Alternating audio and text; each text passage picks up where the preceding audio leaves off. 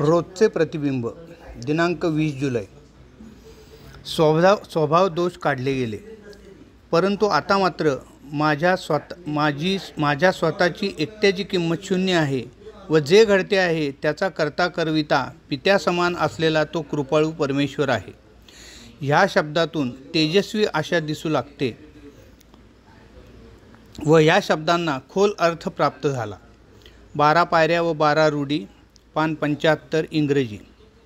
जेव्हा मी 7वी पायरी आचरणात आणतो तेव्हा मी हे लक्षात ठेवले पाहिजे की त्यात कुठल्याही रिकामी जागा सोयीप्रमाणे भरण्यासाठी नाही.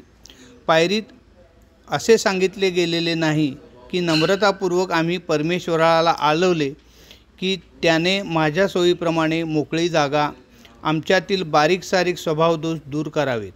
बरीच वर्षे मी ती माझ्या सोयीप्रमाणे मोकळी जागा, मला मदत करावी, त्यासाठी मला धैर्य द्यावे, मला बळ हवे वगैरे वापरून भरली. पण ही पायरी सरळ असे सांगते की देव माझ्यातील स्वभावदोष दूर करेल, मी फक्त त्याला नम्रतापूर्वक आळवण्याची कृती केली पाहिजे.